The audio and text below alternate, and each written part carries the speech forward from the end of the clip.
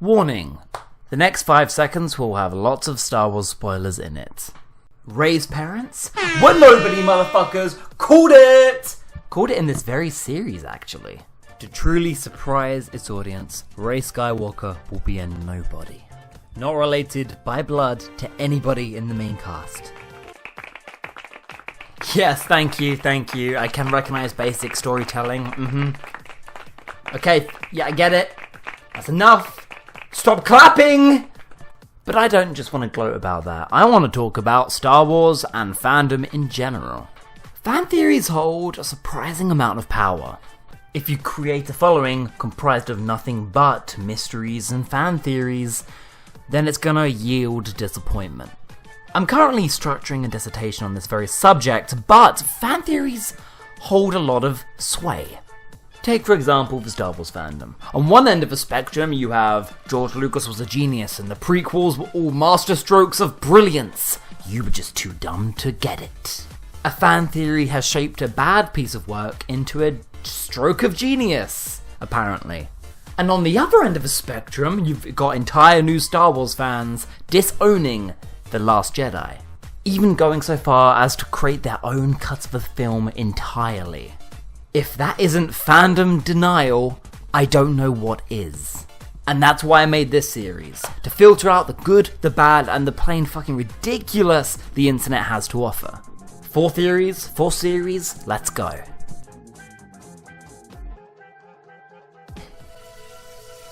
I've been staring at the edge of the water for as long as I can remember, really never known why. Moana was the best Disney film released perhaps this turn of the decade. It's a film that subverts a lot of tropes and has a lot of magic in it. But at the end of the day, Moana is still very much the traditional conventional hero's journey. Overcoming hardships, which is why I was so thrown when I read this Reddit fan theory. Moana was never in any real danger. Okay. The heart of Te Fiti grants life, and the holder cannot be killed. Essentially making Moana a goddess. Whoa, okay, let's backtrack right there. This film's got gods. They look like this. Or can do this. Moana don't look like a god. But Reddit user Skitches from Midgard claims that Moana survives many things a normal human never could. The kind of antics that go beyond cartoon logic. Surviving the storm and mysteriously ending up on land. Fighting off these guys with skills she never knew she had. Surviving a fall into the land of monsters. That fall, even for a Disney movie logic, was hundreds, thousands of feet. And she is unscathed.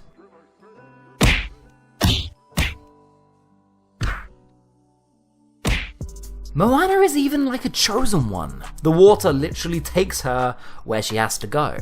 Her and the ocean are day ones, but anybody else who dares go in the water gets their ass handed to them. If that wasn't enough, let's also remember the previous holder of the heart of Te Fiti. Her grandmother. Her grandmother passes away maybe 10 minutes after relinquishing control of it. That's a coincidence and a half, and there is very little disputing that her grandmother was being kept alive by the stone. So, in summary, Moana was temporarily a goddess. Does it change anything in the actual film? Not really. Does it make Moana even more of a badass? Yeah. Just saying, Snow White wouldn't do this sort of shit. I'm giving this theory a 4 out of 5. Because probably. I mean, probably, right? I try to sing. I can't sing. Sorry, I'll promise to never sing again on this channel.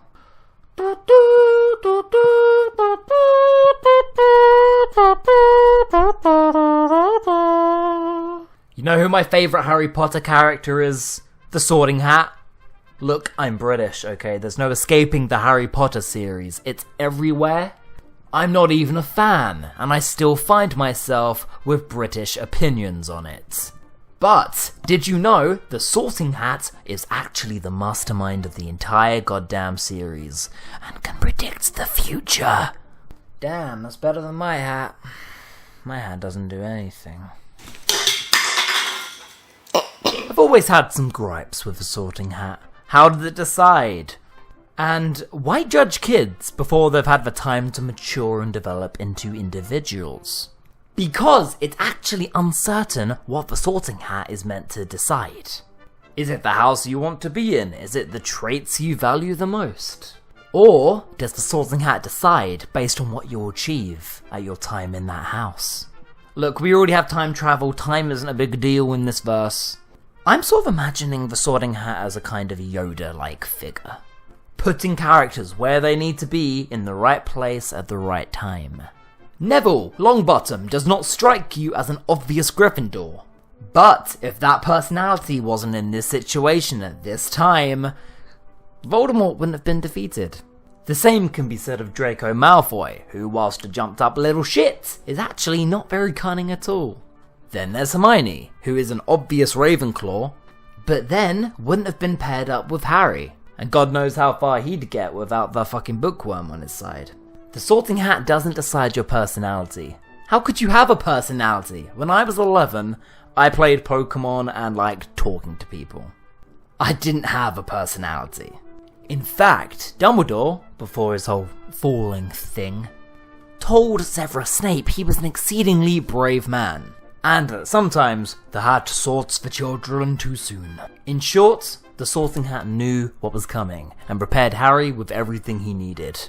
Hermione the brains, and Ron, who, gifted him a family.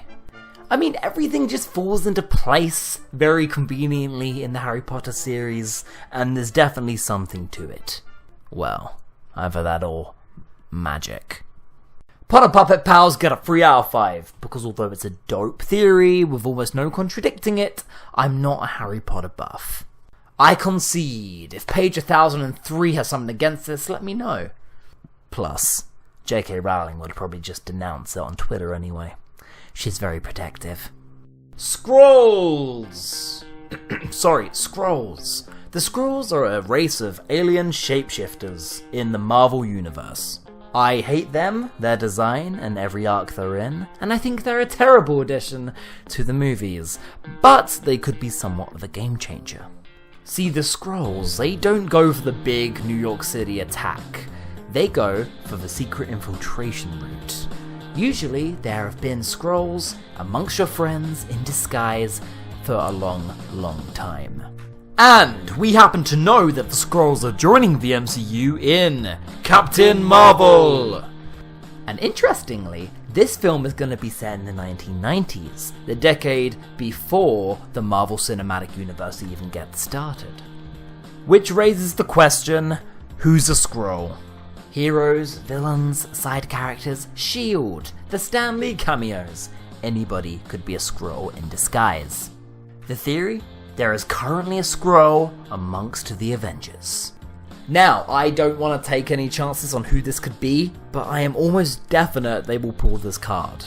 The most common guesses are Clint Barton, Natasha Romanoff, and Phil Coulson?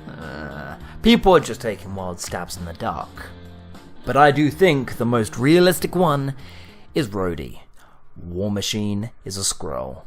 And now here's my question. For how long, just how long, has a hypothetical alien been Don Cheadle?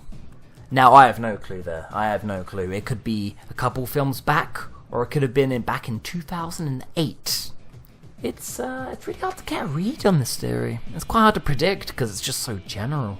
But one thing we do know from experience is that MCU plays it safe. Disney do not kill off their characters, they don't even let their characters be evil. They play it very, very, very safe. So, when they play the secret Skrull card, I don't think it's going to be a game changer. I think they'll limit it. You know as well as I do that they are going to play the Skrull card. But I just don't feel like it's going to be a mainstay Avenger. It's going to be a secondary character. Disney just love their stars too much. When it does happen, it will be very, very minor. There's no consequences in the MCU. And for that reason, I give this fan theory a 4. Just don't be disappointed. Okay, let's wind it down. And the final fan theory of the day is... Studio Ghibli. Have you guys heard of a little movie called My Neighbour Totoro? Well, that's probably a good place to start. If not, boom, there's your homework. You will not be sorry. The works of Hayao Miyazaki are world-renowned. He put Japanese animation on the map. These environmentalist films are traditional and peaceful, and just generally lovely. So, what if we took Ghibli's biggest mascots and made it dark? Yay! Edgy theories. I love edgy stuff. The theory suggests that Totoro and all his friendly little spirit friends are in fact Shinigami.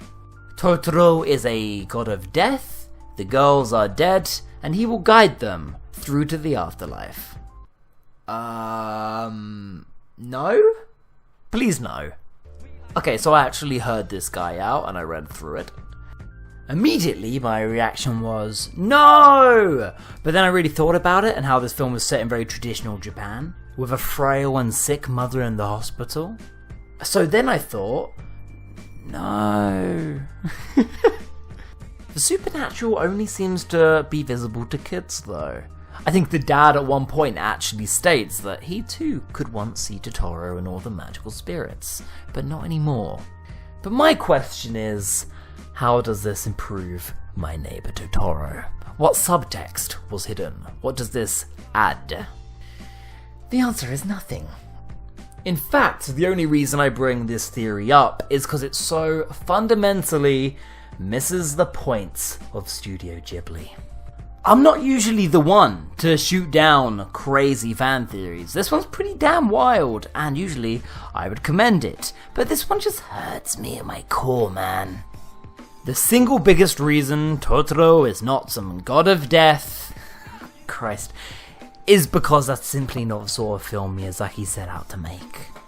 But Sam, you always say that the author doesn't actually matter. Yeah, you can divorce a piece of work entirely from its original context if you can come up with a better reading. There's something that rubs me the wrong way about taking something so innocent and warping it to become some kind of creepypasta. You've just defaced that, in my opinion. And let's be frank, let's put it out there, Miyazaki has made dark movies before, moments with violence, moments with evil spirits. Why is this okay, but this isn't? Because Ghibli is not like the rest of anime. And this theory clearly comes from someone who just hasn't watched the film. This director is hugely sentimental. From Mononoke to Laputa, Ponyo to Spirited Away, all of these films have a unified message. They indoctrinate kids with an environmentalist agenda. Whilst there can be the odd bit of blood or gore, even if darker ideas do exist, these films are just too good. Everything is pleasant. There is no black or white morality. These films are too pure. This theory is just the antithesis of what this film set out to do. Totoro is a film that's meant to get kids planting seeds, getting them to go outside and love the nature around them. If you want to teach your kids about the slow passage of death, then buy them a puppy. They'll work it out. And this is coming from me. Me! I'll embrace any kind of new reading to a film. Fuck me up, fam. I love crazy fan theories. But this is only giving me a choice. A masterwork of a world-renowned auteur, or a SpongeBob creepypasta. Yeah. As Rian Johnson would say, your fan theory sucks. That score's bad, and you should feel bad. And that is us done. In the comments, let me know what you thought, and also tell me your guys' favourite series. I'll bring the fire. I'll scour the internet. I will see you next time.